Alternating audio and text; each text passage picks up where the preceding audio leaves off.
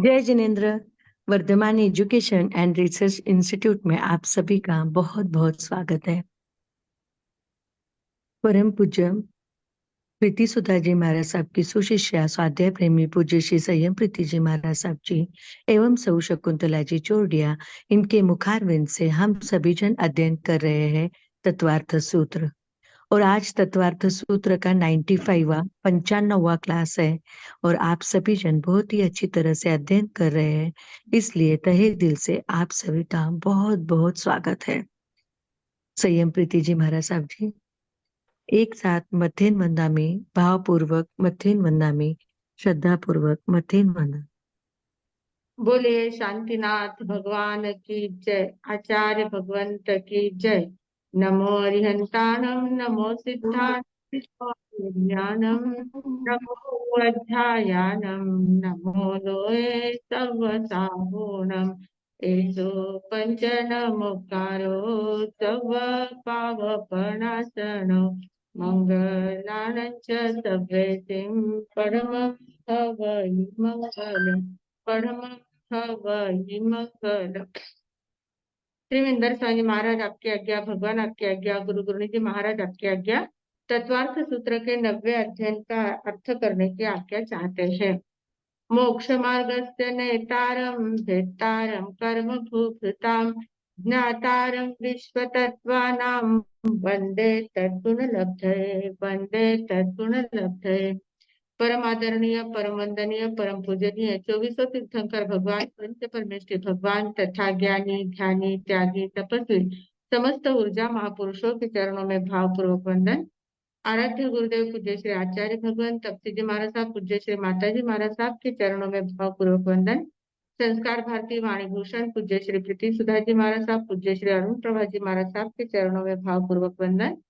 यहाँ उपस्थित सभी धर्म प्रेमी, श्रद्धावान, जिज्ञासु भाइयों तथा शिष्य बहनों, हम लोग कल देख रहे थे 9वां अध्ययन संवर और निर्जरा तत्व। संवर और निर्जरा तत्व में कल हमने तपश्चर्या के भेद, तपस्या निर्जरा से देखा। फिर 5 समितियों का वर्णन देखा। 5 समितियों का काफी डिटेल में वर्णन देख लिया है और थोड़ा सा धर्म की परिभाषा देखी थी। 10 प्रकार का जो यति धर्म होता है, 10 यति धर्म की सिर्फ धर्म की परिभाषा देखी है और उन यति धर्मों के सिर्फ नामोच्चारण किया था। आज हमारा वो छठा जो सूत्र है, छठे सूत्र में 10 यति धर्मों का नाम बताए हैं। और यति धर्म, धर्म किसे कहते हैं? उत्तम धर्म है। यहाँ यति धर्म का अर्थ क्या होता है? यति यानी जो साधु संत होते हैं, जो दीक्षा लिए हुए हैं, संयमी है, पंच महाव्रत धारी है, जो साधना मार्ग में आगे बढ़ रहे हैं, ऐसे जो साधक होते हैं, उनके लिए जो पालन करने योग्य जो बातें होती है, उनके जीवन में आचरण योग्य जो बातें होती है, वे 10 प्रकार के धर्म के माध्यम से कही गई है। धर्म की हमने कल परिभाषा देखी थी, वस्तु सहावो धम्मो। वस्तु का स्वभाव में रहना धर्म है। हमारा जो स्वभाव होता है, उन स्वभाव में हम रममान जब रहते हैं, तब हम धर्म में है, इस प्रकार से कहा जाता है। तो वस्तु सहावो धम्मो, इस बात को हम ध्यान में रखते हुए इन 10 प्रकार के यति धर्म की परिभाषा देखने का प्रयास करेंगे। तो सबसे पहले है हमारा सूत्र का नाम है उत्तम क्षमा मार्दवार्जव शौच सत्य संयम तपस त्याग किंचन्य ब्रह्मचर्याणि धर्म। अब ये उत्तम शब्द शुरू में सिर्फ लिख दिया है और बाकी 10 नाम गिनाए गए हैं। तो वो जो उत्तम शब्द पहले लिखा है, वो 10 के साथ उत्तम लगाना है। उत्तम क्षमा, उत्तम मार्दव, उत्तम आर्जव, उत्तम शौच, उत्तम सत्य आदि सभी उत्तम उत्तम हर एक के साथ लगाना है। तो उत्तम शब्द क्यों लगाना है, ये बात पहले ध्यान में लेना है। जब तक हम उत्तम शब्द नहीं लगाते हैं, तब तक साधारणतः क्षमा मार्दव आर्जव ऐसा कहा तो उसमें इतना बल नहीं प्राप्त होता, क्योंकि ये साधुचर्या के लिए ये 10 यति धर्म कहे गए, यति धर्म कहे गए हैं, साधुचर्या के हैं। गृहस्थ के लिए है, वहां उत्तम शब्द नहीं लगाए तो भी चलता है, क्योंकि गृहस्थ पूर्णतः रूप से उन धर्मों का पालन नहीं कर पाते हैं। साधु जो होते हैं, साधु का जो जीवन होता है, ये जो साधना के मार्ग में आगे बढ़ रहे हैं, तो साधना के मार्ग में आगे बढ़ते बढ़ते उनको ये बात ध्यान में लेना है कि ये जो 10 प्रकार के धर्म है, ये उत्तम तभी बन सकते हैं जब तक वे आत्म शुद्धि कारक नहीं होते हैं। इन धर्मों के कारण आत्मा की शुद्धि होती है और पापों का निवारण होता है। पाप यानी अशुभ कर्मों का निवारण होता है, शुभ कर्म में प्रवृत्ति होती है और शुद्ध में स्थिरता होती है। जब तक शुद्ध में स्थिरता नहीं आती है, तब तक ये उत्तम शब्द सार्थक नहीं हो सकता है। तो यहाँ जो उत्तम क्षमा सबसे पहले कहा है, उत्तम क्षमा। उत्तम क्षमा का अर्थ क्या होता है? क्षमा हम लोग बहुत बार धारण कर लेते हैं, बहुत लोग बहुत बार क्षमा को धारण कर लेते हैं। बहुत कोई क्रोध का प्रसंग निर्माण हो जाता है तो उस समय बोल नहीं पाते हैं। तो बहुत बार क्या हो जाता है, हम इसलिए नहीं बोल पाते हैं कि कहीं बोलने वाला हमसे ज्यादा सशक्त है, उसकी शक्तिशाली है।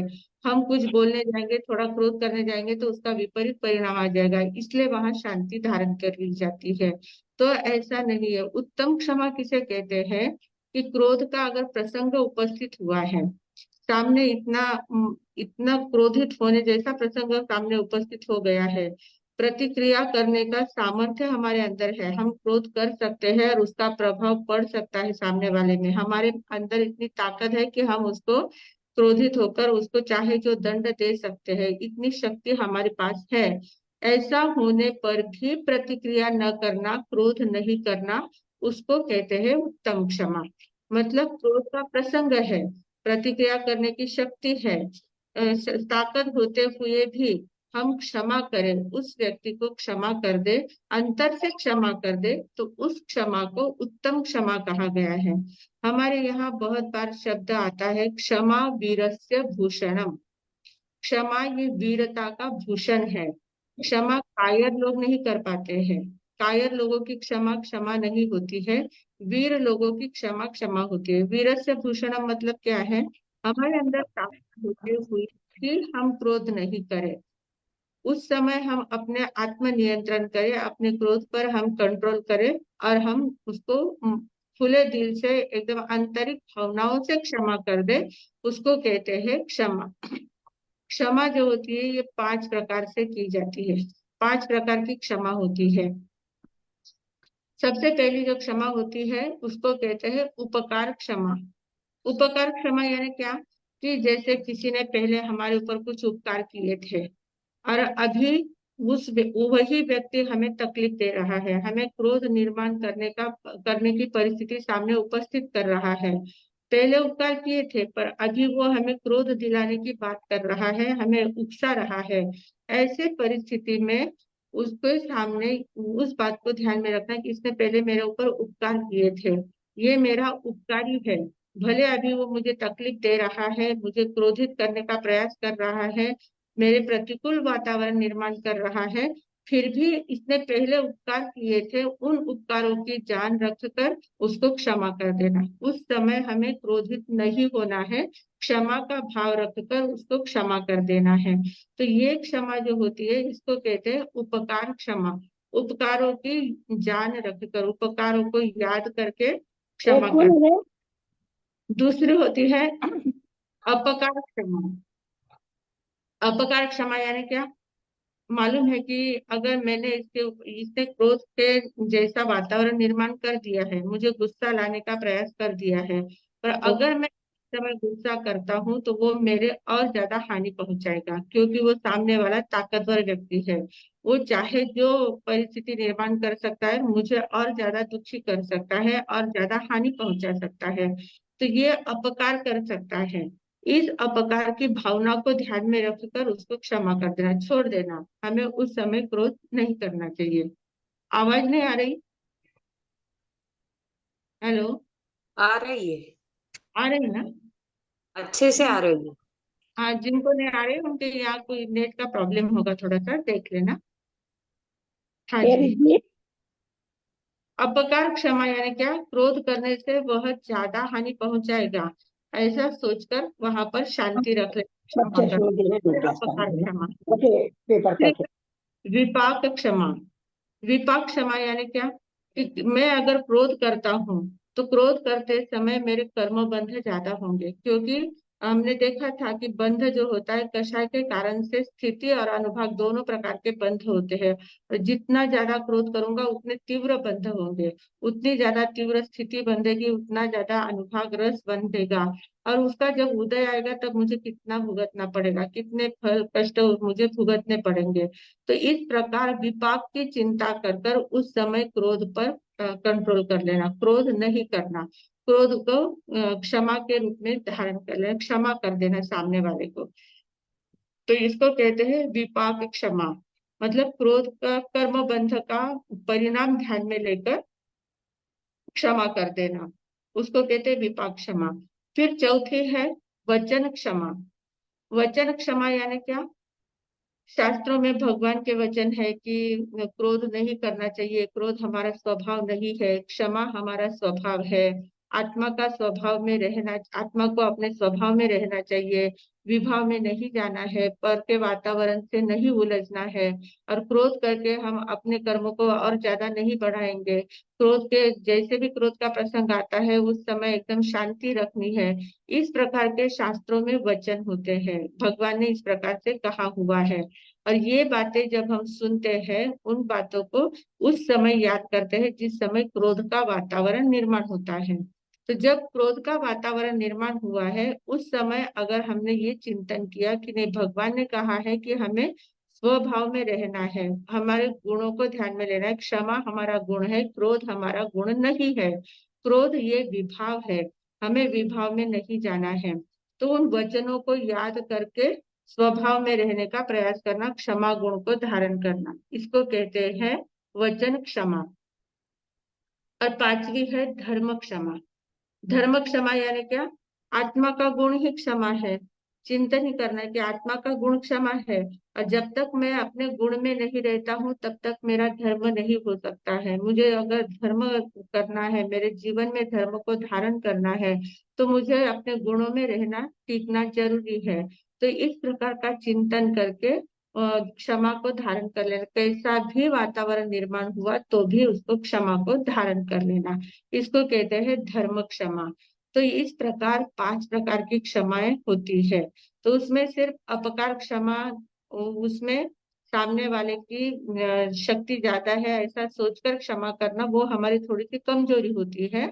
पर उसमें भी हमें क्षमा का भाव धारण करना है, अपने स्वभाव में रहने का प्रयास करना है। तो ये 5 प्रकार के क्षमा कही गई है, ये उत्तम क्षमा होती है। उत्तम क्षमा के ये प्रकार होते हैं। फिर दूसरा है उत्तम मार्दव। मार्दव यानी क्या? पहले क्रोध पर नियंत्रण करना है, क्षमा करना है, यानी क्रोध को, क्रोध हमारा विभाव है और क्षमा हमारा स्वभाव है। तो क्षमा में रहना ये स्वभाव है, वत्थु सहावो धम्मो, तो स्वभाव में रहना ये धर्म हो गया। फिर दूसरा है मार्दव।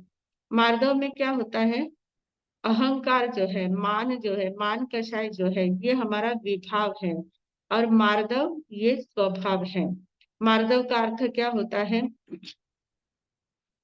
मार्दव यानी सरलता रखना, मतलब अहंकार नहीं करना है, अहंकार नहीं करना है, नम्रता को धारण करना है।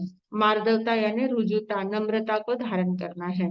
अगर नम्रता को धारण कर लिया, नम्रता हमारा स्वभाव है, और अहंकार हमारा विभाव है, मान कषाय हमारा विभाव है। तो मान कषाय से देखना कि, वास्तव में देखना कि ये जो पर पदार्थ है, मैं अहंकार किस बात का करता हूँ, अहंकार मुझे क्यों आता है?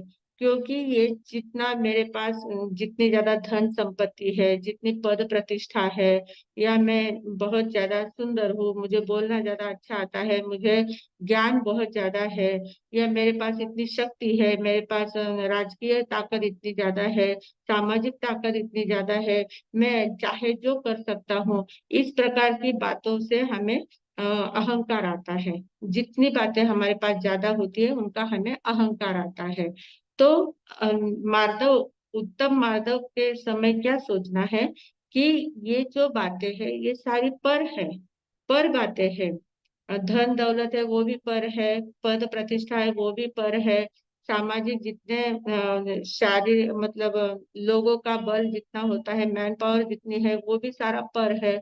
जितनी भी बातें हैं वो सारी पर है, और उन पर का मैं कर्ता बनता हूँ, उनका मैं मालिक बनने जाता हूँ, और मैं अहंकार का पोषण करता हूँ। मतलब मैं कितना विभाव में जा रहा हूँ। एक तो पहले पर बातों को स्व का मान लिया, और फिर उनके ऊपर अपना अहंकार कर रहा हूँ। मतलब कितना मैं अपना नुकसान कर रहा हूँ। इस प्रकार सोचकर नम्रता से पेश आना, किसी बात का अहंकार करने जैसा कुछ है ही नहीं। वास्तव में देखा जाए तो दुनिया में मेरे से ज्यादा कितने बड़े बड़े लोग हैं, कितने विद्वान हैं, कितने धनवान हैं, कितने गुणवान हैं, कितने पुण्यवान हैं। सभी प्रकार के लोग हैं दुनिया में।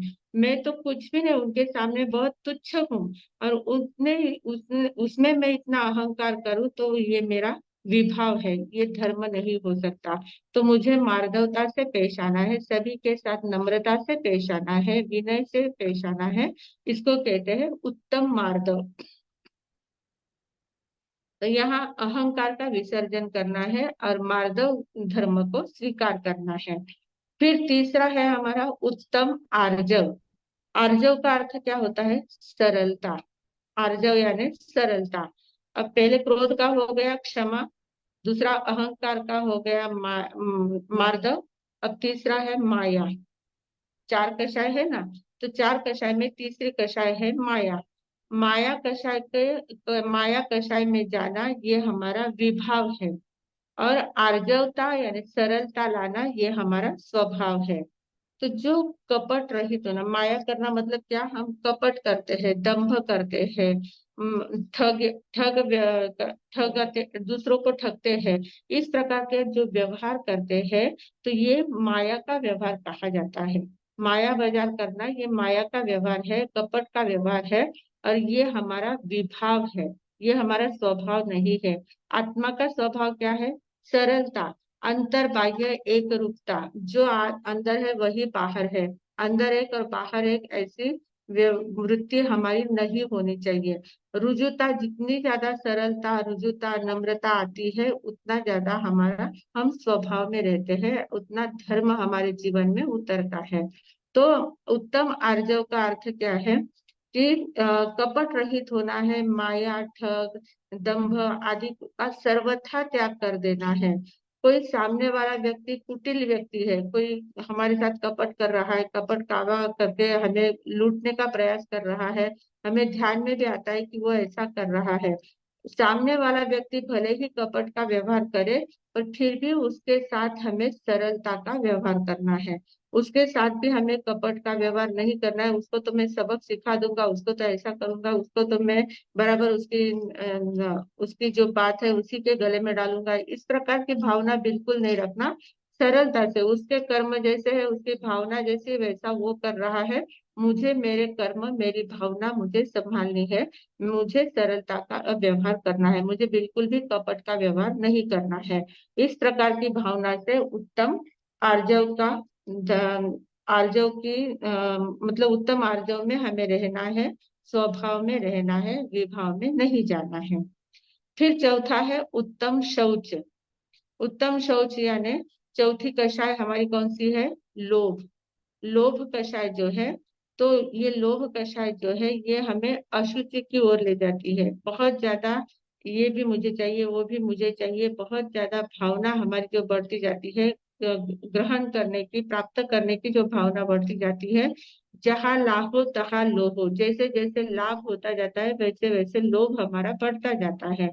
तो इस लोभ पर हमें कंट्रोल करना है और निर्लोभता की साधना करनी है। उत्तम शौच का अर्थ होता है निर्लोभी वृत्ति होना। लोभ यत्किंचित भी लोभ नहीं रखना है। लोभ किसका होता है? पर पदार्थों का लोभ होता है।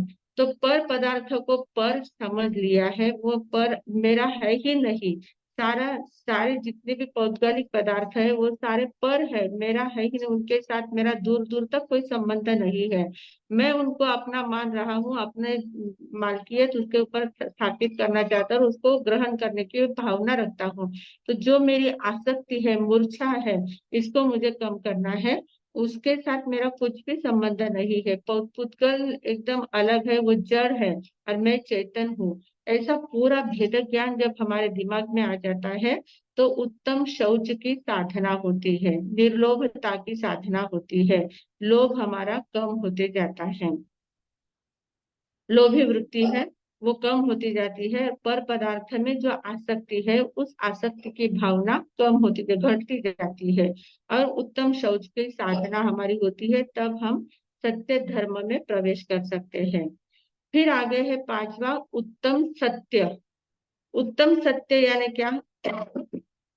देखो, वचन की जो बात है वो हर स्थान पर आती है। दूसरा महाव्रत है वो मृषावाद है, मृषावाद वीरमण व्रत है। दूसरी समिति है वो भाषा समिति है। दूसरी गुप्ती है वो वचन गुप्ती है। फिर यहाँ सत्य धर्म कहा गया, सत्य धर्म में भी सत्य धर्म कहा गया है। हर स्थान पर भाषा की बात आती है, और भाषा के ऊपर कंट्रोल होना, भाषा में हितता, मितता, प्रिय वचन, मधुर वचन, सत्य वचनों का उपयोग होना बहुत ज्यादा जरूरी होता है। तो सत्य यानी हित मित प्रिय वचन बोलना, हितकारी बोलना है, मित यानी कम बोलना है, और प्रिय वचन बोलना है। कटु शब्दों का प्रयोग हमारे वचनों द्वारा नहीं होना चाहिए। और सत्य में भाव, भाषा एवं काया तीनों की सरलता अपेक्षित होती है। मन सत्य बोलने, बहुत लोगों को क्या आदत होती है, ऊपर बहुत मीठे मीठे बोलते हैं, सत्य बोलते हैं, पर अंदर में भाव उनके अच्छे नहीं होते हैं, अंतर के भावों में कलुषता होती है, पर ऊपर से मीठा व्यवहार सबके साथ रखते हैं। ऐसे भी लोग होते हैं, वो तो ज्यादा खतरनाक होते हैं। वो कपट युक्त झूठ बोल रहे हैं, मतलब ऊपर सत्य बोल रहे हैं पर उस सत्य में झूठ छिपा हुआ होता है। इसलिए ऐसा तो कदापि नहीं बोलना चाहिए, बिल्कुल भी नहीं बोलना चाहिए। तो सत्य में हमारी भाव, भाषा और काया की एक रूपता, सरलता होनी चाहिए, तीनों में सरलता होनी चाहिए। जैसे मन में भाव उठते हैं वैसे ही शब्द हमारे निकलने चाहिए, और जैसे शब्द निकलते हैं वैसी ही क्रिया हमारे द्वारा होनी चाहिए। तीनों में एक रूपता स्थापित होनी चाहिए। हमारे प्रतिक्रमण में इसमें भी शब्द आते हैं, भाव सच्चे, करण सच्चे, जोग सच्चे। भाव भी सत्य होना चाहिए, मतलब मन के परिणाम है वो भी सत्य होने चाहिए। यो करण सच्चे यानी हमारी जो क्रिया है वो क्रिया भी सत्य होनी चाहिए, कर्तव्य जो है वो भी सत्य होना चाहिए। और जोग सच्चे यानी मन वचन काया का योग, उसमें भी सत्यता, एक रूपता होनी चाहिए। तभी हम उत्तम सत्य का आचरण कर सकते हैं, असत्य से दूर हो सकते हैं। असत्य ये हमारा विभाव है, सत्य स्वभाव है। सत्य में जीना, सत्य, उत्तम सत्य की साधना करना, ये साधक का लक्षण होता है। फिर आगे है छठा, उत्तम संयम। उत्तम संयम यानी क्या? कि अशुभ प्रवृत्तियों से निवृत्ति, जो अशुभ प्रवृत्तियां होती है उनसे निवृत्त। संयम का अर्थ क्या है वो बता रहे हैं। अशुभ प्रवृत्तियों से निवृत्ति एवं व्रत आदि में स्थिरता स्थापन करना। व्रत आदि में स्थिर होना, स्थिर होना। व्रतों को ग्रहण तो कर लेते हैं बहुत सारे लोग, अब 12 व्रतों के हमने करवाए थे, 12 व्रत बहुत लोगों ने स्वीकार कर लिए, पर वो भूल जाते हैं कि कौन सा व्रत लिया था, इस व्रत में क्या कहा था, इस व्रत में कितना रखा था, कुछ ध्यान में नहीं रहता है। और अपना जो रोज का व्यवहार है, उस जिस समय समझाते हैं उस समय बहुत ज्यादा भावना में आकर हम तुरंत पचकान कर लेते हैं, पर जब समय आता है उस समय हम भूल जाते हैं उन पचकानों को। तो ऐसा नहीं, व्रतों में स्थिर होना चाहिए, व्रतों को जीवन में उतारना चाहिए। व्रत जो नियम हम ग्रहण करते हैं उन नियमों में हमारा जीवन बंध जाना चाहिए, उन नियमों का उल्लंघन हमारे द्वारा नहीं होना चाहिए। ऐसे जब बात बनती है तब उत्तम संयम कहलाता है। मतलब अशुभ से तो निवृत्ति हो ही जाती है, अशुभ प्रवृत्तियों से निवृत्ति हो जाती है। शुभ में प्रवृत्ति करनी है, पर शुभ की प्रवृत्ति शुद्धता की ओर ले जाने वाली है। शुभ प्रवृत्ति शुद्धता की ओर ले जाने वाली होती है, उसको कहते हैं उत्तम संयम। और उत्तम शब्द यहाँ जो लगाया है, संयम के साथ उत्तम शब्द जो लगाया है, वह सम्यक दर्शन का सूचक है। जब तक हमें सम्यक दृष्टि प्राप्त नहीं हो जाती है, स्व पर का भेद ज्ञान जब तक हमें नहीं हो जाता है, आत्मानुभूति का आस्वाद जब तक हमें नहीं आ जाता है, तब तक हम व्रत नियम आदि कितना भी ग्रहण करने का प्रयास करते हैं, शुभ में रहते हैं पर शुद्ध की ओर नहीं जा पाते हैं। शुभ अशुभ से निवृत्त हो जाते हैं, शुभ में प्रवृत्ति हो जाती है, पर शुभ में प्रवृत्ति कितनी भी हुई तो ज्यादा से ज्यादा क्या होगा, हमारा देवलोक का बंद हो जाएगा, सभी अच्छी अच्छी बातें हमें मिल सकती है, पर शुद्ध में हम नहीं जा पाएंगे। उत्तम संयम कहता है कि अगर तुम्हें शुद्ध में जाना है तो पहले सम्यक दर्शन प्राप्त करने की जरूरत होती है। सम्यक दर्शन प्राप्त किए बिना उत्तम संयम हो नहीं सकता। तो संयम जो है वो 17 प्रकार का संयम भी बताया गया है। हमारे प्रतिक्रमण में आता है, प्रतिक्रमण में भी आता है, 33 गोल का पाठ जब बोलते हैं, 17 भी है असंयमे हिम। 17 प्रकार के असंयम का त्याग करना है और संयम में प्रवृत्ति करना है। तो कौन से 17 प्रकार है, तो उसमें कहा कि 5 महाव्रत है। 5 महाव्रतों को स्वीकार करना है, महाव्रतों का त्याग नहीं करना है, महाव्रतों को ग्रहण करना है। हिंसा, झूठ, चोरी, अब्रह्म और परिग्रह, इन बातों को छोड़ना है और अहिंसा, सत्य, अचौर्य, ब्रह्मचर्य और अपरिग्रह में स्थिर होना है। 5 महाव्रतों को स्वीकार करना है। फिर 5 इंद्रियों का निग्रह करना है। निग्रह करना है यानी क्या, 5 इंद्रियों के जो विषय होते हैं उन विषयों में आसक्त नहीं होना है। विषयों में हमें, विषयों के द्वारा जो भी बोध होता है उसमें सत्य का बोध ले लेना है, अच्छी बातों को ग्रहण करना है। जो निगेटिव बातें होती है या जो संसार बढ़ाने वाली बातें होती है उन बातों को छोड़ देना है और अच्छे सारभूत बातें जो है उनको ग्रहण करना है। ये 5 इंद्रियों का निग्रह होता है। फिर 4 कषायों पर विजय मिलाना है। 4 कषाय यानी क्रोध, मान, माया, लोभ या अनंतानुबंधी, अप्रत्याख्यानी, प्रत्याख्यानी और संज्वलन। तो इन कषायों के ऊपर विजय मिलाना है। कषाय मंद होनी चाहिए, कैसा भी प्रसंग आ जाए हम उत्तम क्षमा को धारण करेंगे, उत्तम मार्दव को धारण करेंगे, उत्तम आर्जव से पेश आएंगे और उत्तम शौच को ध्यान में रखेंगे, उत्तम शौच का आचरण करेंगे। तो इस प्रकार से उत्तम बातों करना, कषायों का, कषाय के ऊपर विजय मिलाना है। मतलब 5 महाव्रत, 5 इंद्रिय का विजय और 4 कषायों का विजय।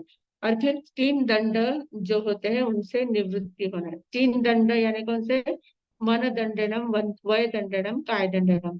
मन दंड, वचन दंड और काया दंड, 3 प्रकार के दंड कहे गए हैं। दंड का अर्थ क्या होता है, दंड यानी शिक्षा देना, सजा देना। दंड का अर्थ सजा होता है। तो मन के द्वारा जो हमें सजा मिलती है, मन से हम जब दुर्विचार करते हैं, बुरे विचार करते हैं, असत्य विचार करते हैं, अशुभ विचार करते हैं, तो उसके कारण से मन से हम दंडित होते हैं। फिर वचनों से दंडित होते हैं, वचनों से अशुभ वचन बोलते हैं, असत्य वचन बोलते हैं, तो उसके कारण से भी दंडित होते हैं। दंडित होते हैं मतलब हमारी आत्मा का भव भ्रमण बढ़ता जाता है, कर्म बंध हमारे ज्यादा होते हैं और भव भ्रमण बढ़ता है, मतलब ही आत्मा को दंड मिलता जाता है, सजा मिलती जाती है, भव भ्रमण की सजा मिलती है। तो ये जो 3 दंड है, मन दंडनम, वय दंडनम और काया दंडनम, तो इन तीनों से निवृत्त होना है और मन, वचन, काया को शुभ में प्रवृत्त करना है, शुद्ध की ओर ले जाने के लिए उनका उपयोग करना है।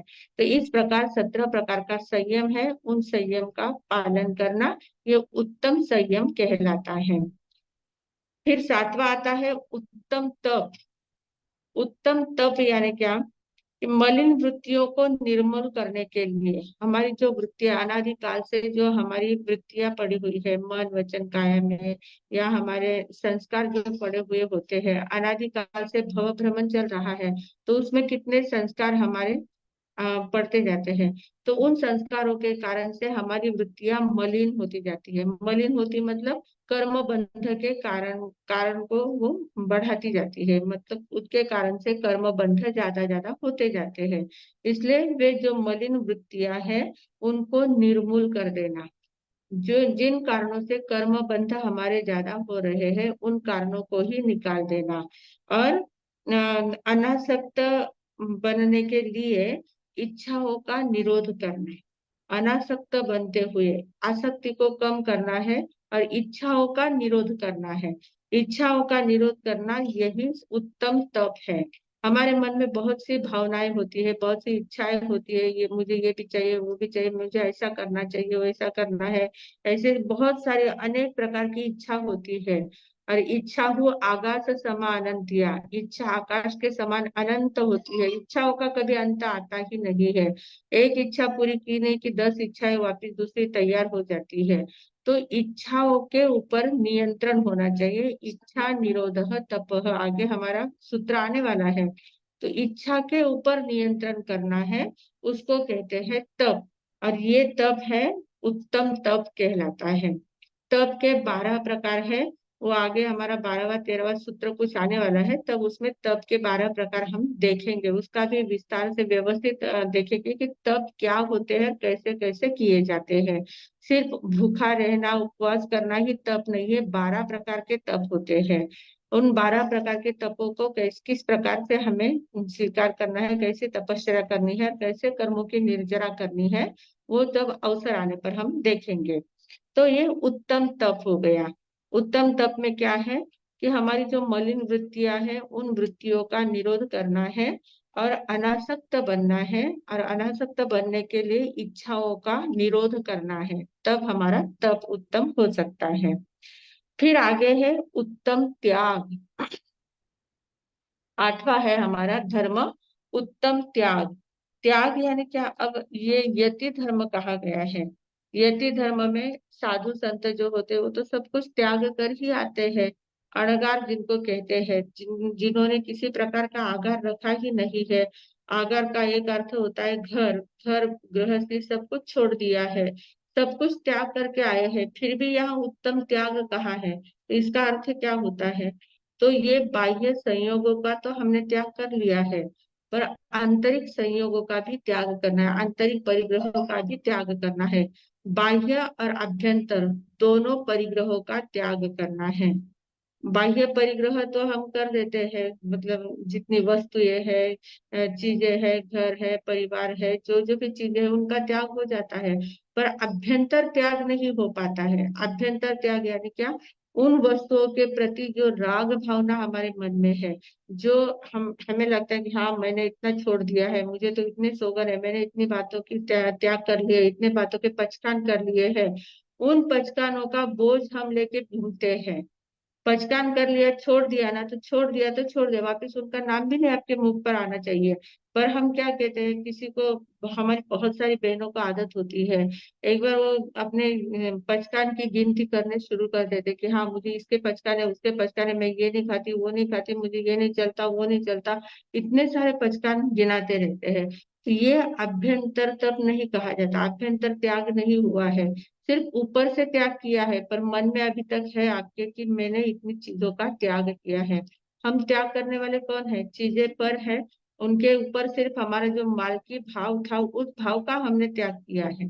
बाकी चीजों का त्याग करना है मतलब क्या है, हम कहीं उसको वो सिराते तो नहीं है, छोड़ते नहीं है, उसके साथ जो हमारी आसक्ति थी उस आसक्ति को कम कर देते हैं, इतनी ही बात होती है।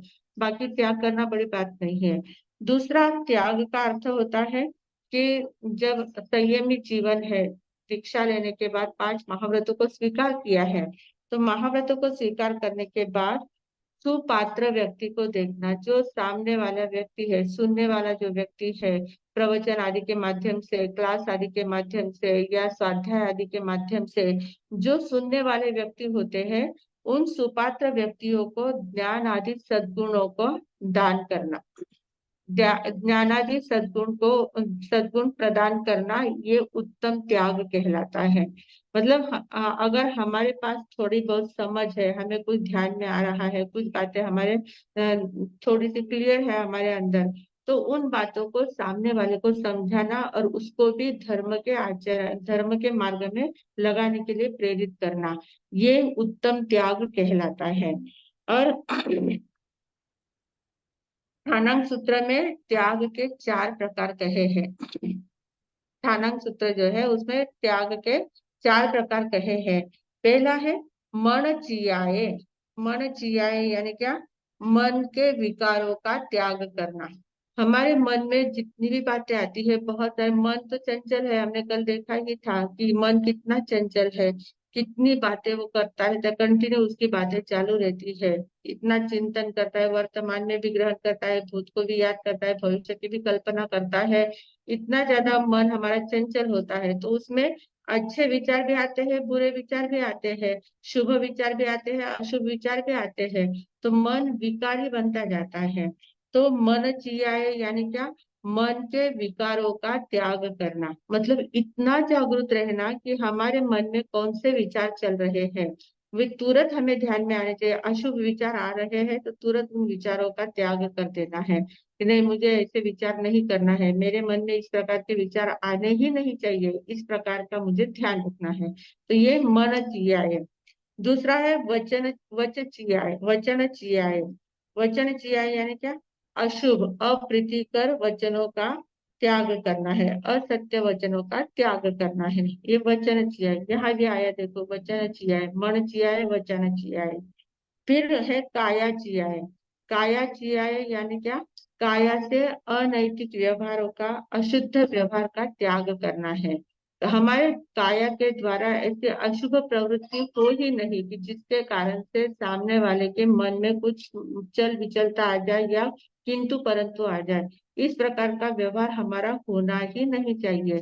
इतनी जागृति सतत हमें रखनी है कि हमारी काया भी एकदम नैतिकता से, नैतिकता पूर्ण व्यवहार करती रहे। काया से नैतिकता भरा व्यवहार हमारा होना चाहिए, बिल्कुल भी अशुद्ध व्यवहार नहीं होना चाहिए, शुभ व्यवहार और शुभ से शुद्ध की ओर जाने वाला व्यवहार होना चाहिए। ये तीन हो गए। फिर चौथा कहा है उवगरण चियाए। उवगरण चियाए यानी उपकरणों का भी त्याग करना है। साधु जीवन है, साधु जीवन के जो आवश्यक उपकरण होते हैं, ओघा है, पात्र है, वस्त्र है, शास्त्र है, जो जो भी चीजें होती है, तो उन चीजों का भी त्याग करना, मतलब क्या करना है, उन चीजों का उपयोग पूर्वक, मतलब जितना आवश्यक है उतना उपयोग कर लेना है, पर उनके प्रति आसक्ति का भाव नहीं रखना है। आसक्ति का भाव नहीं रखना है, नहीं ये मेरी चीजें हैं, मुझे तो इन चीजों का उपयोग करना ही है, मुझे तो इन चीजों को ग्रहण करना है, ये चीज, इन चीजों के बिना तो मैं रह ही नहीं सकता, इस प्रकार की भावना साधुता में नहीं होनी चाहिए। तो ये उत्तम त्याग कहलाता है। कितनी भी प्रिय वस्तु है, कितनी भी आवश्यक वस्तु है, पर अगर किसी को चाहिए तो तुरंत वो छूट जानी चाहिए, हमारे हाथ से दे देनी चाहिए, कि हम उसको पकड़ के नहीं रख सकते। इस प्रकार से उत्तम त्याग कहा जाता है। तो चार प्रकार का त्याग है, मन चियाए, वचन वयन चियाए, काया चियाए, उवगरण चियाए, चार प्रकार के त्याग कहे गए हैं। फिर है नौवा उत्तम अकिंचन्य।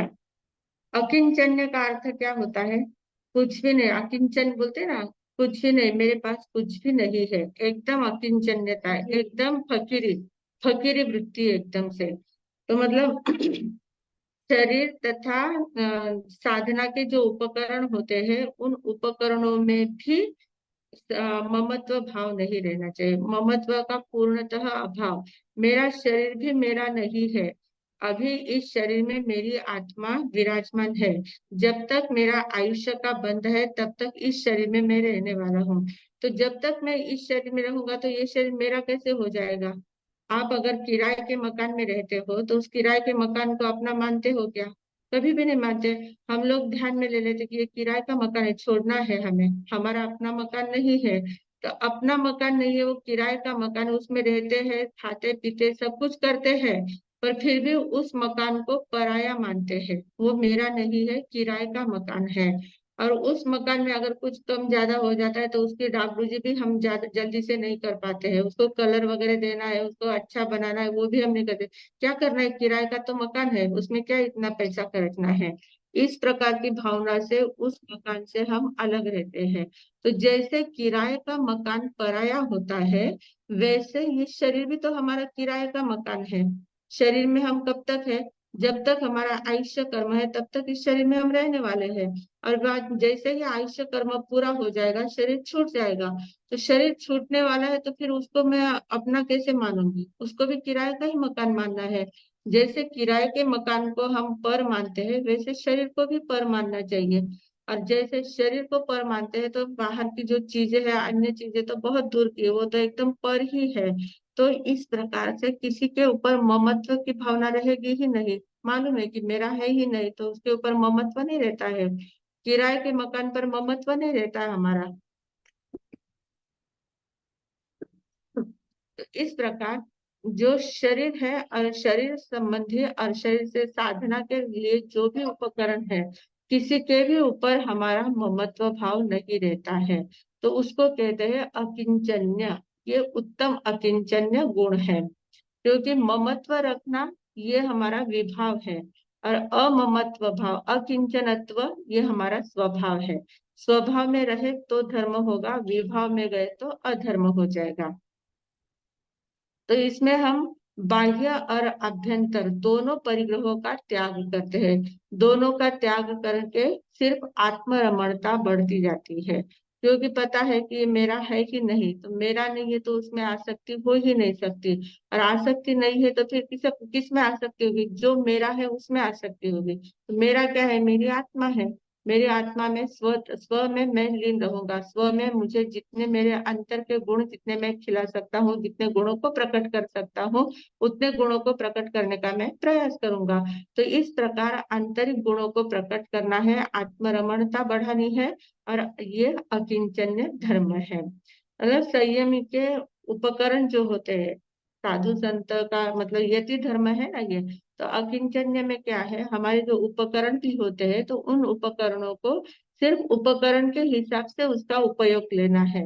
बाकी मेरे उपकरण है ऐसा मेरापन वहां पर नहीं लगाना है, ममत्व वहां पर नहीं लगाना है। इस प्रकार से ये अकिंचनता कही जाती है। फकीरी वृत्ति जिसको कहते हैं, वो अकिंचनता है। और आखिरी है 10वां, उत्तम ब्रह्मचर्य। उत्तम ब्रह्मचर्य यानी क्या? ब्रह्म यानी आत्मा। ब्रह्म का अर्थ होता है आत्मा। और चर्य यानी उसमें चलना, उसमें रहना, उसमें विचरण करना है। तो आत्मा में ही विचरण करना है। जब आत्मा में मैं विचरण करूंगी, स्व में मैं अगर स्थिर रहूंगी, तो शरीर के साथ मेरा कोई संबंध आएगा ही नहीं। शरीर की जो इच्छाएं होगी, जो भी कामनाएं होगी, उनकी पूर्ति का सवाल ही नहीं आता है। जब मुझे मेरे अंदर ही आनंद मिल रहा है, तो शारीरिक आनंद तो कितना क्षणिक है, कितना वो क्षणमित सुखा बहुकाल दुखा, इतना दुख देने वाला वो आनंद है। तो उस आनंद में मेरा मन जाएगा ही क्यों? अगर मुझे मेरे अंदर ही आनंद आ रहा है, तो मैं ब्रह्म में अगर लीन हूँ, ब्रह्म में लीन रहकर मुझे अंतर का आनंद का अनुभूति होती है, तो बाह्य शारीरिक आनंद की अनुभूति के लिए मेरा मन दौड़ेगा ही नहीं। इस प्रकार से उत्तम ब्रह्मचर्य का पालन होगा। जब तक हम स्व में लीन नहीं रहते हैं, स्व रमणता हमारी नहीं बढ़ती है, आत्मरमणता नहीं बढ़ती है, तब तक ब्रह्मचर्य का पालन नहीं हो सकता है। तो तीनों योगों से सतशील का पालन करना है। सतशील यानी सत में शील, शील यानी आचरण करना है। शील मतलब उसमें स्थिर रहना है, सत्य में स्थिर रहना है। आत्मा सत्य है, सत्य में ही मेरी मति स्थिर रहे। इस प्रकार की जब अवस्था आती है, तो उसको कहते हैं उत्तम ब्रह्मचर्य। तो इस प्रकार 10 प्रकार के यति धर्म बताए गए हैं। ये 10 प्रकार के यति धर्म, इनके हर एक के साथ उत्तम शब्द लगा है। उत्तम शब्द किसका बोधक है? आत्म शुद्धि कारक है और पाप निवारक है। उत्तम शब्द मतलब जब तक ये 10 धर्म है, ये स्व केंद्रित नहीं होते हैं, पर से दूर होकर स्व केंद्रित जब तक नहीं बनते हैं, तब तक ये उत्तम नहीं हो सकते। इनके साथ सम्यक दर्शन नहीं जब तक जुड़ता है, तब तक ये उत्तम नहीं हो सकते। तब तक सिर्फ ये धर्म कहे जाएंगे, पर उत्तम धर्म नहीं कहे जाएंगे। तो उत्तम धर्म के लिए हमें इन बातों का ध्यान रखना है। तो ये 10 प्रकार के यति धर्म कहे गए हैं सातवीं छठी गाथा में, छठे सूत्र में। अब 7वां जो सूत्र है हमारा, अरे बाप रे, टाइम हो गया है। अच्छा, 7वां जो सूत्र है, बहुत सुंदर सूत्र है, अनुप्रेक्षा का। अनुप्रेक्षा का अर्थ क्या होता है? प्रेक्षा यानी देखना। प्रेक्षा यानी देखना, एकाग्रता से स्थिर होकर तत्व या तथ्य को सूक्ष्मता से देखना, उसको कहते हैं प्रेक्षा। और अनुप्रेक्षा यानी क्या? चिंतन मनन पूर्वक चिंतन मनन करते हुए चित्त को स्थिर करने के लिए किसी एक तत्व पर बार बार चिंतन करना। जैसे ज्ञान की जुगाली करना, मतलब जैसे गाय वगैरह होते हैं ना प्राणी, वो लोग क्या करते हैं, उनके सामने जब घास डाला जाता है, उनको घास चरने के लिए दिया जाता है, तो फटाफट फटाफट उस घास को ले लेते हैं, निगल जाते हैं, और फिर एकांत स्थान में बैठते हैं शांति से। जब सब कुछ हो जाता है तब शांति से बैठते हैं और फिर उसको वापस जुगाली करते हैं। एक एक कौर वापस उनका, उनके पास एक शक्ति होती है इस प्रकार से। तो जो अनाज पहले जो घास खा लेते हैं वो एक साथ पहले दबा लेते हैं पेट में, फिर एक एक और गले में से वापस मुंह में आता है, उसको चबाते हैं और वापस फिर उसको निगलते जाते हैं। इसको जुगाली कहते हैं। तो ऐसा जुगाली मराठी में उसको रवंथ क्रिया कहते हैं, रवंथ करना। तो ये जुगाली की क्रिया क्या होती है, एकांत स्थान में होती है, वो सबके सामने ऐसे गर्दी भीड़ में नहीं होती है, एकांत स्थान में होती है। तो ऐसे हम बहुत ज्यादा ज्ञान ग्रहण कर रहे थे, यहाँ से वो सुन लिया, वहां से वो सुन लिया, इतनी किताबें पढ़ ली, इतने प्रवचन सुन लिए, इतने क्लासेस अटेंड कर लिए, बहुत ज्यादा ज्ञान ग्रहण कर लिया है। पर उस ज्ञान को ग्रहण करने के बाद उसका रवंथ होना चाहिए, उसकी जुगाली होनी चाहिए। तो एकांत स्थान में बैठकर उसके ऊपर चिंतन मनन होना चाहिए। एक आध कोई पॉइंट ले लेना है, एक आध कोई विषय ध्यान में लेना है। जैसे धर्म है, धर्म का विषय ध्यान में लिया तो 10 प्रकार के धर्म कौन से है, कैसे कैसे वो जीवन में आ सकते हैं, उसके ऊपर चिंतन मनन करते करते करते आंतरिक चेतना हमारी, पूरी चेतना में वो विषय हमारा चला जाता है। जैसे गाय वो जुगाली करके उस अनाज को एकदम पूरे शरीर को पोषक के रूप में एकदम सशक्त बना लेती है, वैसे हमारा ज्ञान जब हम जुगाली करते हैं, चिंतन मनन करते हैं, तो चिंतन मनन करते करते वो ज्ञान हमारे अंतर में उतर जाता है, हमारी चेतना में उतर जाता है और चेतना में व्याप्त हो जाता है। फिर वो ज्ञान हम कभी भी भूल नहीं सकते। एक बार ऐसा जुगाली करके जो चिंतन मनन पूर्वक जो ज्ञान किया जाता है, जो भी विषय हम चिंतन पूर्वक करते हैं, सवेरे उठते समय एकदम शांत बैठे हैं, एकदम जल्दी से उठे हैं, प्रभात में सूर्योदय के पहले जब उठ जाते हैं, उठने के बाद एकदम शांति रहती है चारों ओर, उस समय एक आध कोई भी पॉइंट हमारे दिमाग में आ जाता है, उसके ऊपर हम चिंतन करते हैं, वो चिंतन हमारा इतना गहराई से अंतर में बैठ जाता है, उसको हम कभी भूल नहीं पाते हैं। तो ऐसा ज्ञान प्राप्त करना चाहिए। तो ये ज्ञान प्राप्त करने के लिए और अंतर की भावनाओं को शुद्ध बनाने के लिए अनुप्रेक्षा की जाती है। तो ये अनुप्रेक्षा के बहुत सारे प्रयोग भी किए जाते हैं, और प्रयोग करते करते उन अनुप्रेक्षा के द्वारा हम अपने जीवन में कितना परिवर्तन भी ला सकते हैं। तो ये अनुप्रेक्षा 12 प्रकार की भावनाओं के रूप में भी हमारे सामने आती है। अब अगले क्लास में अवसर आने पर हम इन भावनाओं के ऊपर चिंतन करेंगे कि 12 प्रकार की भावनाएं होती है, वो कैसे कैसी भावना होती है। 12 प्रकार की भावनाओं में 6 भावनाएं जो है वो वैराग्य प्रेरक होती है, और बाकी की 6 भावनाएं है वो तत्व प्रेरक होती है। तत्व का चिंतन 6 भावनाओं में होता है और वैराग्य का चिंतन पहली 6 भावनाओं में होता है। तो किस प्रकार होती है वो हम अवसर आने पर देखेंगे। आज हम सिर्फ उत्तम धर्म के प्रति ज्यादा हमने चर्चा की है, और वो उत्तम धर्म हमारे सबके जीवन में उतरे और जल्दी से जल्दी हम उत्तम धर्म का आचरण करते करते अपने कर्मों का क्षय करके मोक्ष की ओर हम जल्दी से प्रयास करेंगे। इन्हीं सद्भावनाओं के साथ मैं विराम लेती हूँ। ओम शांति।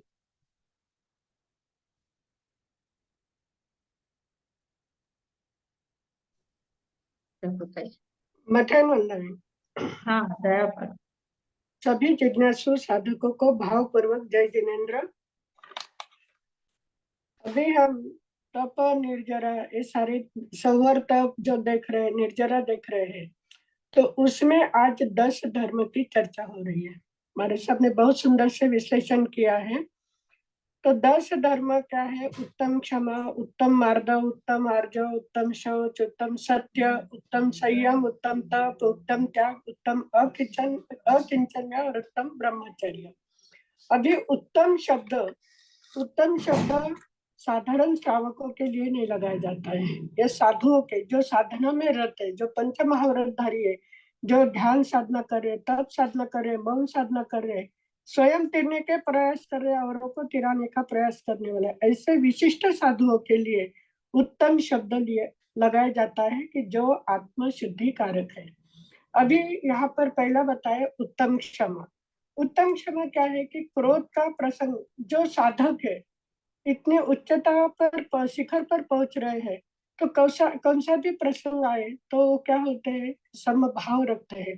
क्रोध का प्रसंग आने पर भी, क्योंकि पहले जो चार बताई है, चार गुण जो बताए, चार धर्म जो बताए हैं, तो पहले चार कषाय बताई है कि क्रोध कषाय, क्रोध का प्रसंग उपस्थित होने पर भी साधु अपने हमेशा कैसे रहते, क्षमाशील रहते, सहनशील रहते हैं।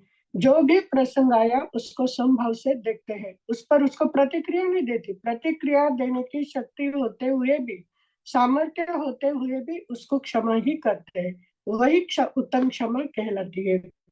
अभी इसमें भी चार प्रकार बताए, उपकार क्षमा, अपकार क्षमा, विपाक क्षमा और वचन क्षमा। उपकार क्षमा यानी पहले किसी ने अपने पर उपकार किए हुए, लेकिन कोई ऐसा प्रसंग बदल गया, आ गया, उसके भाव बदल गए और आकर वो कुछ ना कुछ ऐसा क्रोध का प्रसंग उपस्थित कर रहा है, तो उस समय भी उसने जो उपकार किए हैं उन उपकारों को ध्यान रखते हुए उनको भी वो क्या करते हैं, क्षमा कर देते हैं। तो अभी इसका विश्लेषण अच्छा क्या है। और विपक्ष क्षमा यानी क्या, क्रोध का प्रसंग आने पर भी अगर कषाय की मंदता रही तो नए कर्म का बंध नहीं होता है। और ऐसे उस समय अगर क्रोध कर लिया तो तीव्र कषाय के कारण कर्म का बंध होता है। तो जो साधक है, साधक उसी में लीन रहते हैं, तो इन सारी बातों को वो क्या करते हैं, त्याग करते हैं। दूसरा बताया उत्तम मार्दव। अभी दूसरी कक्षा है हमारी मान कषाय। उत्तम मार्दव का अर्थ क्या है, रुजुता, नम्रता को धारण करना, यानी अहंकार, जो हमारे में अहंकार आता है उस अहंकार को क्या करना है, थोड़ी सी कुछ प्राप्ति हो जाए, धन दौलत है, विद्वत्ता है, प्रतिष्ठा है, कुछ भी प्राप्त हुआ तो मनुष्य का स्वभाव होता है कि जो विशेष कुछ प्राप्त हो जाता है तो तुरंत अहंकार आ जाता है। तो यहाँ पर कहा गया है कि साधु ऐसे सारे, ये साधु के यति के धर्म बताए कि जो साधक है, अभी साधक साधना करने वाले श्रावक भी है, साधक करने वाले साधु भी, संत भी है, और साधना करने वाले श्रावक भी है। तो उनके लिए भी यह महत्वपूर्ण है कि कैसी भी विपुलता विशेषता प्राप्त हो जाए तो उसमें कभी भी अहंकार नहीं करना है। फिर आगे बताया है उत्तम आर्जव। तीसरी कषाय माया कषाय। तो माया कषाय में कैसा है कि किसी को दंभ करना, ठगाना, फंसाना, या हमेशा हमारी वृत्ति कैसी होनी चाहिए, अंदर बाहर से एक ही प्रवृत्ति होनी चाहिए। एक ही प्रवृत्ति अगर हमारी रही, भाव की विशुद्धि रही, तो भाव की विशुद्धि अर्थात विचार, भाषण और एकता ही आर्जव गुण है। ये सब ऐसे ही गुण साधक के होते हैं। फिर उसके आगे बता है उत्तम सत्य। सत्पुरुषों के लिए हमेशा हितकारी, मितकारी भाषा बोलते हैं। और हित मित यथार्थ वचन बोलना यानी भाव, भाषा और क्रिया में एकरूपता रखना, यही क्या है, उत्तम सत्य है। फिर उसके आगे बताया है उत्तम संयम। उत्तम संयम यानी क्या, अशुभ प्रवृत्ति से निवृत्त और व्रत आदि में स्थिर होना। शुभ प्रवृत्ति करते करते शुद्धता के ओर कैसे बढ़ना, ऐसी ही साधना निरंतर चलती रहे, तो वो है उत्तम संयम। उत्तम संयम जब तक अपनी दृष्टि, सम्यक दृष्टि नहीं होती, आत्मा अनुभव नहीं होता, तब तक शुभ से शुद्ध की ओर, अशुभ से शुभ में तो आ जाता है लेकिन शुभ से शुद्ध तक नहीं पहुंच सकते। तो शुद्ध तक पहुंचने के लिए हमेशा हमारी दृष्टि, हमें सम्यक दृष्टि ही होनी चाहिए, आत्मा अनुभव ही होना है। बस मनुष्य जन्म में ये मौका मिला है हम लोगों को, चार गति की ओर देखते हैं तो यह साधना सिर्फ मनुष्य गति में ही की जाती है। और इतना सुंदर मौका मिलने के बाद अगर हम वो गवा दिए तो पता नहीं कहाँ कहाँ तक किस किस भाव में भटकते रहेंगे। इसलिए धर्म यति धर्म है, लेकिन साधना करने वाले सारे साधकों के लिए भी यह महत्वपूर्ण 10 धर्म बताए गए हैं। अभी उसके आगे है कि अभी इनमें 17 प्रकार का संयम बताया है। साधुओं के लिए भी हम जब 33 बोल में हमारे साहब ने बताया कि 17 प्रकार का संयम होता है, तो कैसा होता है? 5 महाव्रतों को ग्रहण करना है, 5 इंद्रियों का निग्रह करना है, 4 कषायों पर विजय मिलाना है, और 3 प्रकार के दंड से क्या होना है? निवृत्त होना है। यह क्या हो गया? उत्तम संयम हो गया। फिर उसके आगे बताए उत्तम तम। उत्तम तप यानी क्या है? मन वचन काया की वृत्तियां मलिन होती जाती है, उस कारणों को ही निर्मूलन करना। जिस कारण से मन वचन काया की वृत्तियां अशुभ मलिन होती है, तो इच्छाओं का निरोध करना। हर जगह में इच्छाओं के कारण ही हमारा क्या होता है? मन चारों ओर भटकता है। किसके कारण? इच्छाओं के कारण। और इच्छाओं को ही अगर अंत कर दिया तो ही हमारा उत्तम तप हो सकता है। फिर उत्तम त्याग, अभी हमारे साहब ने बताया अनगार तो सब त्याग करके आए हैं, फिर उनके लिए और भी उत्तम त्याग क्या बताया है? तो बाह्य संयोगों का तो त्याग कर दिया, लेकिन अंतर जो परिग्रह है उस परिग्रह का भी त्याग करना है। और हमारी प्रवृत्ति होती है, हमारे सब ने बताया कि हम सारे पचकान लेते हैं, लेकिन बार बार गिनाते हैं कि मैं कितना त्यागी हूँ, और सबके सामने बोल बोल के बताते हैं मैंने इतने सारे व्रत पचकान लिए हुए। लेकिन निश्चय में सभी ने ध्यान में रखना है, जो भी साधना कर रहे हैं उसकी गिनती नहीं करना है, उसकी गीत नहीं गाना है, कि सबको समझे कि हम जो बोलते हैं उससे हम बहुत धार्मिक है ऐसा बताने की चेष्टा करते हैं, लेकिन वैसा होता नहीं है। तो इसके लिए जो अभी हमारे सामने एक महत्वपूर्ण बात आज ये बताई है कि जो भी व्रत पचकान करते हैं, जो भी साधना करते हैं, उसका बार बार बखान नहीं करना है। जो करते हैं वो भी हमारा क्या हो जाता है? आसक्ति के कारण, प्रतिष्ठा के कारण अहंकार आ जाता है, तो वहां पर भी हमारी कषाय होती है। त्याग के जगह पर हमारा क्या होता है? कर्म का बंध ही होता है। और उसके आगे बताया है, उसके लिए बताए मन जियाए वह जियाए काय जियाए, यानी मन के विकारों का त्याग करना है, अशुभ विचारों का त्याग करना है, असत्य वचन का त्याग करना है। और काया की प्रवृत्ति कैसी होनी चाहिए? कि जो अशुद्ध व्यवहार का त्याग करना है, और काया से नैतिकता पूर्ण व्यवहार करना है। और उपकरण जीआई जो बता है कि आवश्यक चीजों का आवश्यक ही उपयोग करना, आवश्यक चीजों का ही संग्रह करके परिग्रह बढ़ाना नहीं है, जितना आवश्यक है उतना ही उसका उपयोग करना है।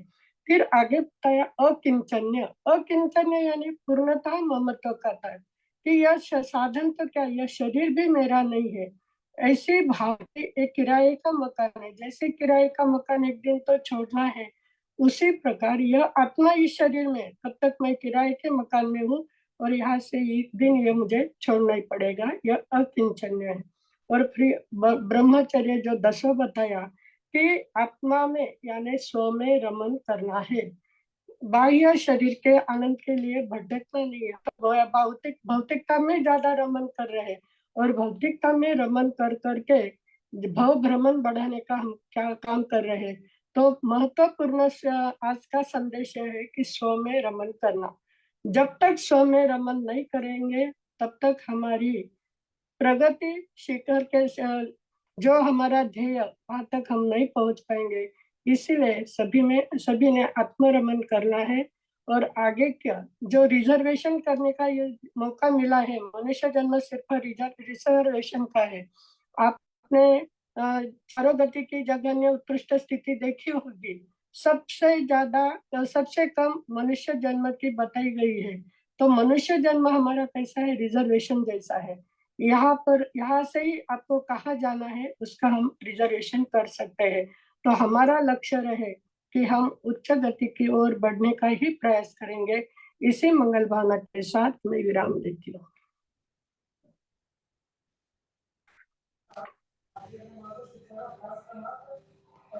चंचल आंटी को अनम्यूट किया है।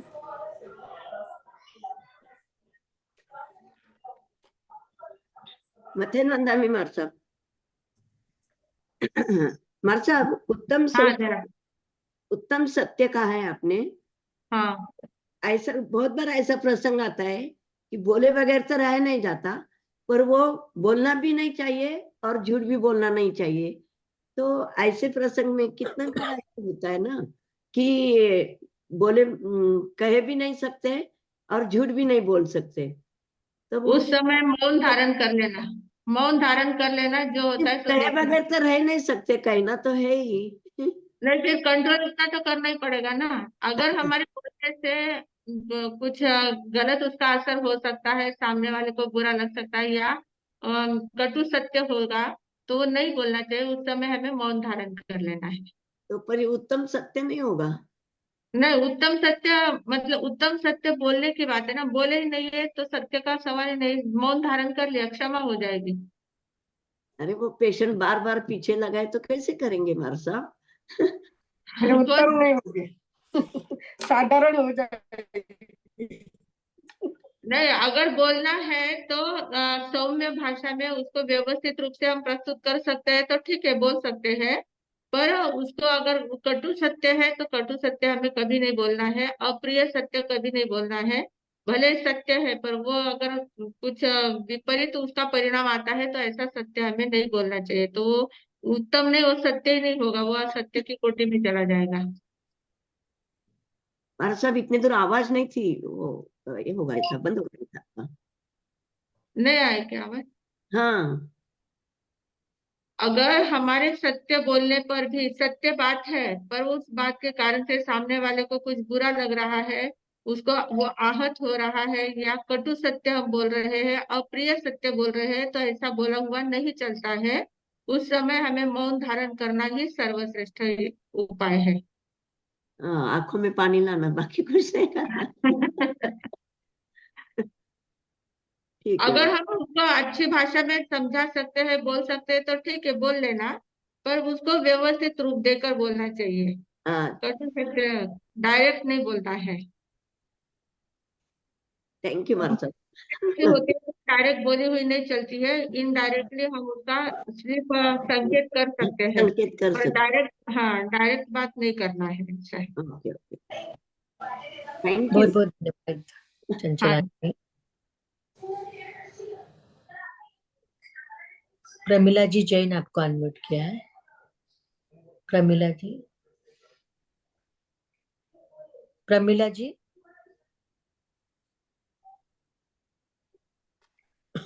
प्रमिला जी आपको अनम्यूट किया था।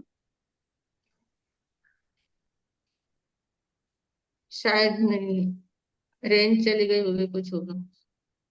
ठीक है, पचकान ले लेते हैं। हाथ जोड़ ले सब जिनको पचकान लेने हैं। आदि ओम वो शांति। मथेम दा महर्षि, हाँ जी, मेरा बोलो। अनम्यूट हो गया है, बीच में वो पता नहीं हाँ क्या प्रॉब्लम आ गई थी।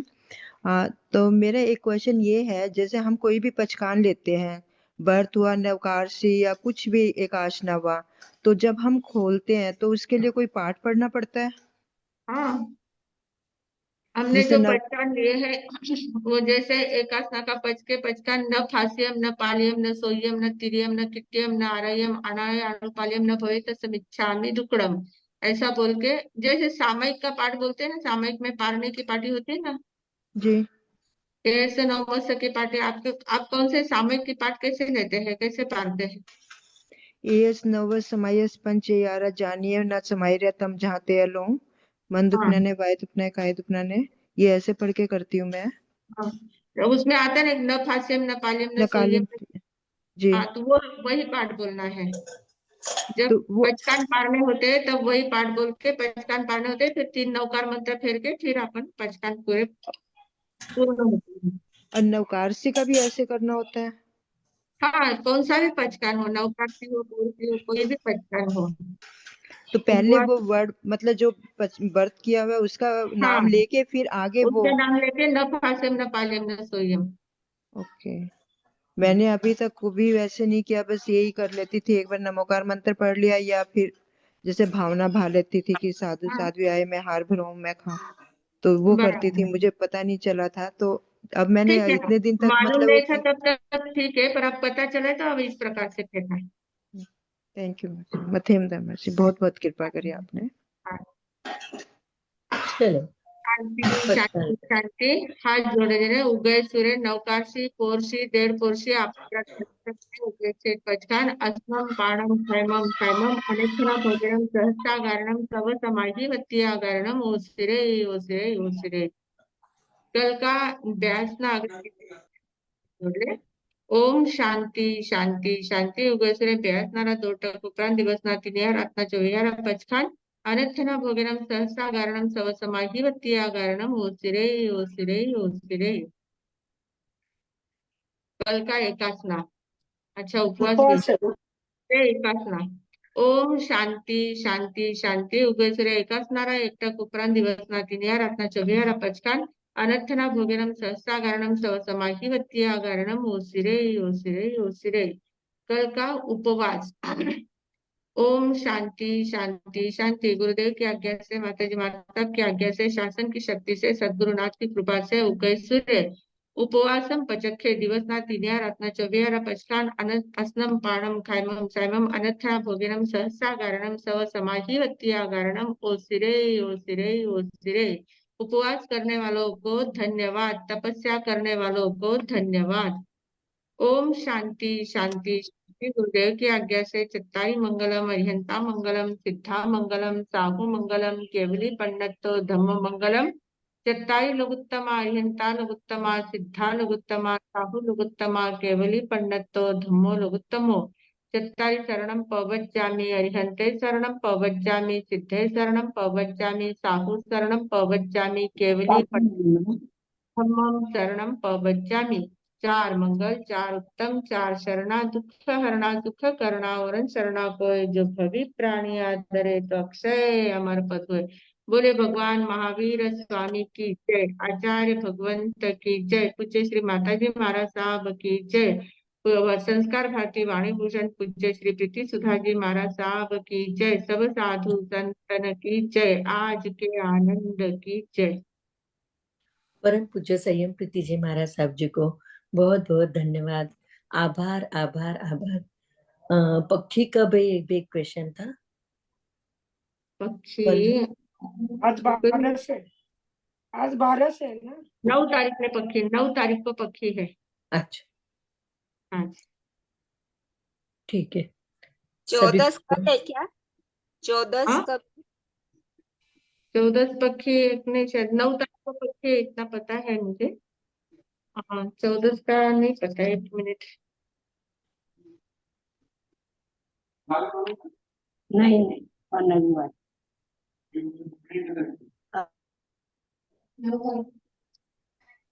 हाँ 9 तारीख को पक्षी है। हाँ 14 पक्षी है। 13 की घट है, 14 कल है। 13 तिथि का क्षय है। हाँ जी 8 तारीख को 13 है, 9 तारीख को पक्षी है। 13 14 और पक्षी एक ही दिन है। चलेगा, बहुत बहुत धन्यवाद। अब हाँ हम जी। मिलेंगे सोमवार रात 8:30 बजे। सभी को बहुत बहुत धन्यवाद, आभार आभार आभार। हाँ सभी को शुभ रात्रि।